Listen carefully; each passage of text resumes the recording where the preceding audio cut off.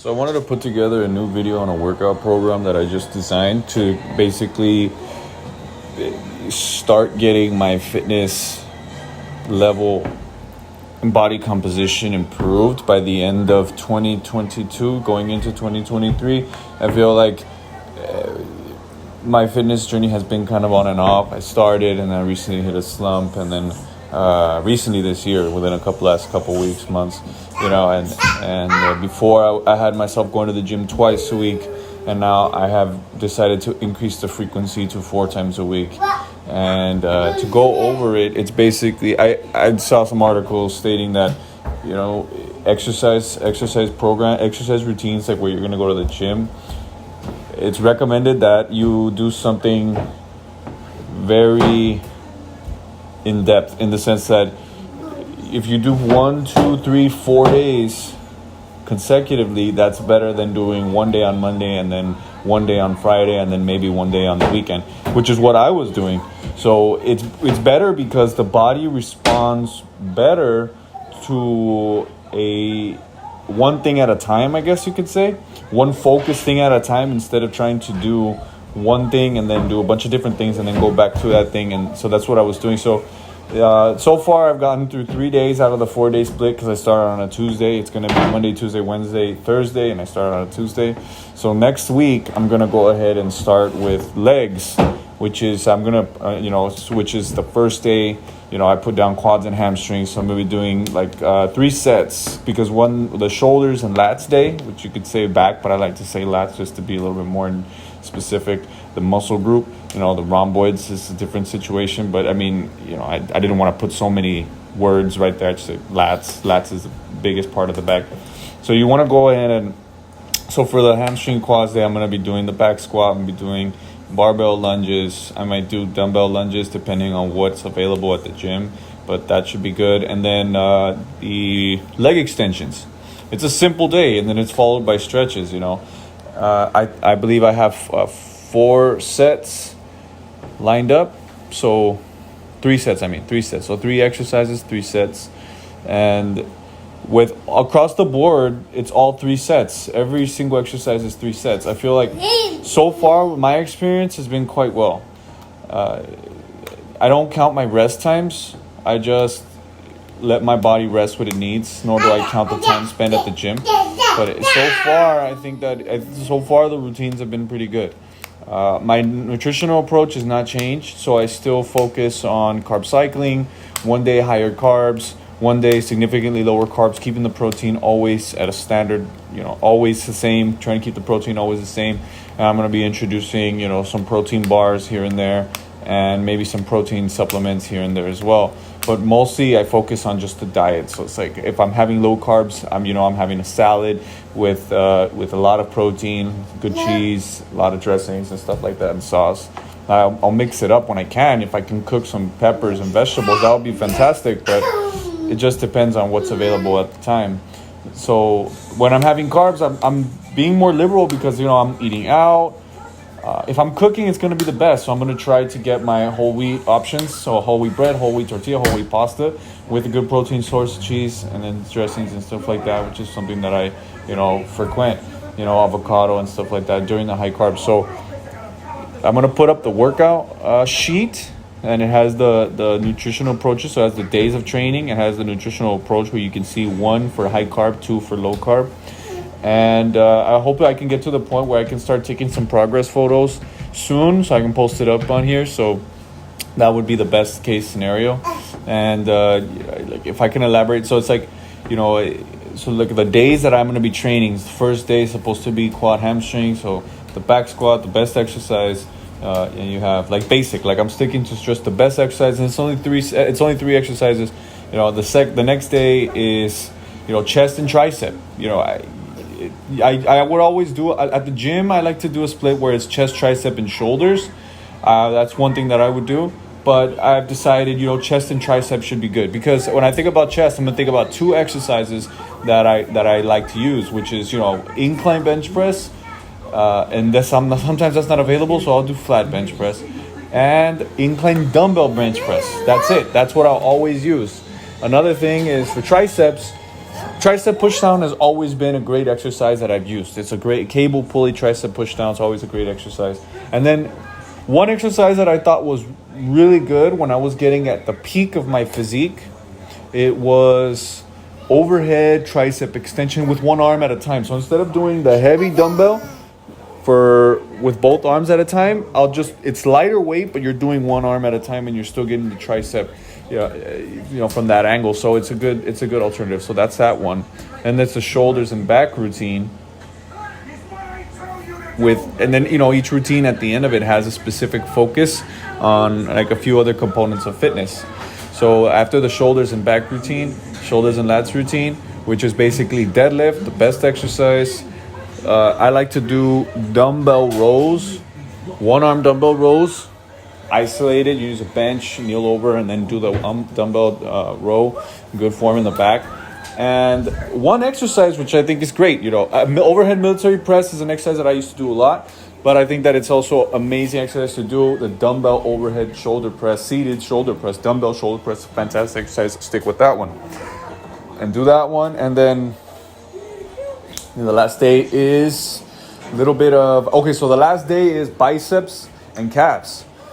It's 4 exercises. You got, Smith machine calf raises with the plate underneath to get a little bit more of a stretch. Good set right there. And then isolated, one calf at a time, one leg at a time, dumbbell or plate raises. Just that great exercise. I ended up doing that one. I'm still sore already for this is the first day that I'm really sore, and the second day, the first day, it's good. It feels like I feel like I got enough of a fatigue in the muscle to be sore, and I think that's going to help with development. And then the biceps, basic exercise, the barbell curl, good form, then dumbbell curls, no alternating, just dumbbell curls, good form, and that gets you going in that regard.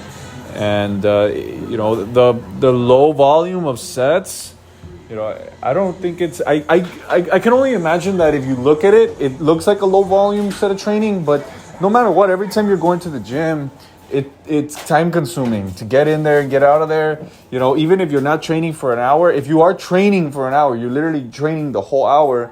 That's a long time. That's then you're the commute time and all that adds up. So it's going to be like a 2-hour thing, which is fine. That's what I used to do. But this approach is something very similar to what I've been trying to do in the past. It's just 100% focus on the results and be like very, very, very meticulous about tracking. You really want to see, am I getting the results? Am I getting the results from a day-to-day basis?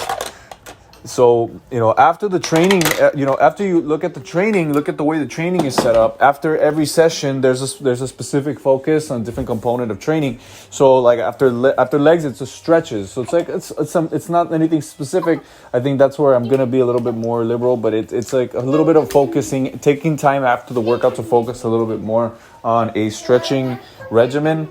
Then after the chest day, you have a core focus. You have to do I did one set of an exercise that I find is to be one of the best core building exercises, which is leg raises. So my best leg raises had me going toes to the bar, all the way up basically, and that's a great exercise. Another one is weighted decline sit-ups, which I think is great as well. It's more intense, but also for sure some of the best development comes from leg raises. So I did body weight because I'm obviously I'm not at the condition that I used to be.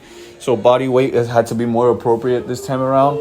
And I only did half. I didn't even do toes to the bar. That's how I'm starting from ground zero. So eventually the progression is to, take some ankle weights with me to the gym and, load up the leg raise to get more development in that sense. But I'm not there yet. I'm just trying to get the progress going. So, and then the following day, so shoulders and lats is cardio. Now, this is what I wanted to talk about because I did a kind of like a 30 seconds. I did six body weight exercises. Like, you're not counting reps, you're just doing them. Like body weight air squats, body weight lunges, body weight mountain climbers where you're on the ground, you're just doing mountain climbers like a sports move.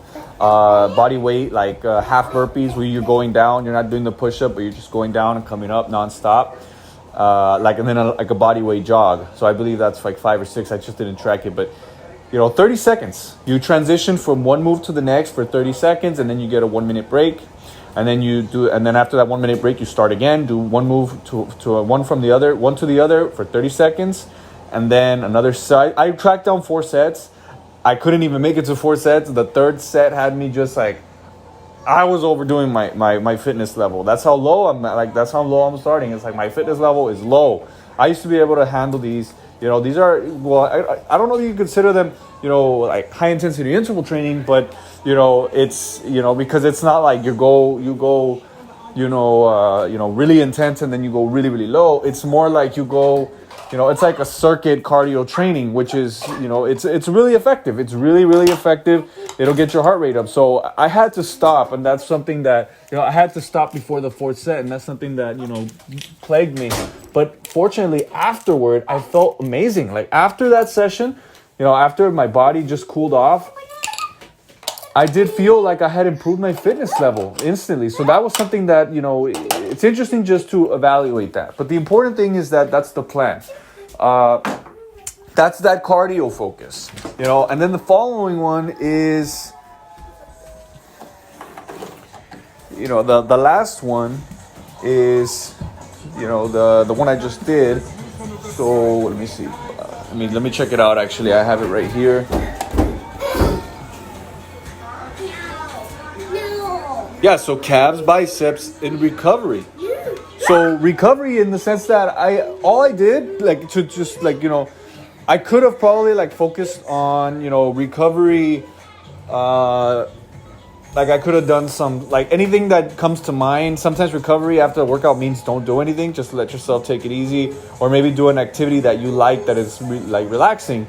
That's something that I would consider recovery. But because I was pressed for time on that day and yesterday, I was just like, well, I'm just gonna do a little bit of extra stretching of the bicep and the calves at the end, but also focus on posing. So I used to find posing a very relaxing part of my workout, where you basically go to the mirror and you try to recreate the bodybuilder's poses. The lat spread, bicep flexing, turning to the side and trying to get the best angles of your physique. I feel like that helps a lot. It creates more mind-muscle connection. So that's what I did. So I have that aspect of my training, and so far so good. It's only been not even the full week. I've only done the 3 days, but next week I'm gonna plan to do this again.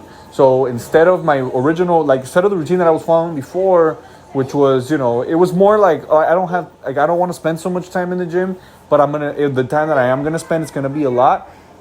What I was doing before, like Monday and then Wednesday, and then that's it. And then the following week, I would have to wait till the following week to start a program, which would be like, Tuesday and Thursday.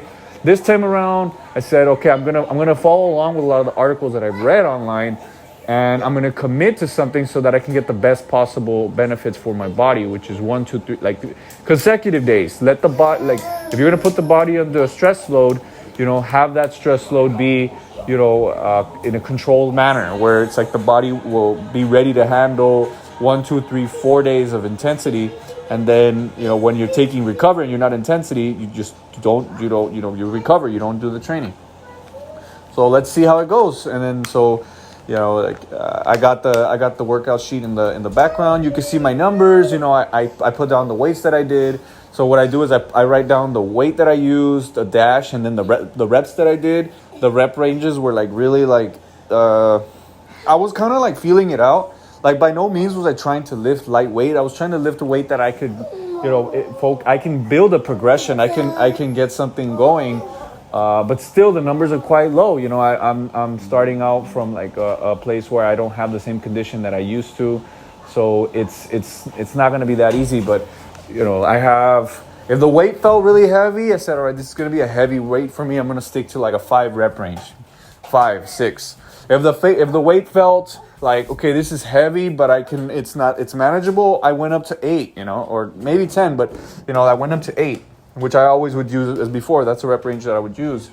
And then if the weight felt good, I guess you could say if the weight felt okay, I can do this, so I'm going to focus on form, but I'm not going to do as many as I can do, I would do the 10 to 12, which was always a rep range that would be used for warming up. If you look at it like in a pyramid style of training, which is something that I used to do as well, where the first set is 12 to 15, then the next set you drop down to 8, 10, and then the following 5, 6.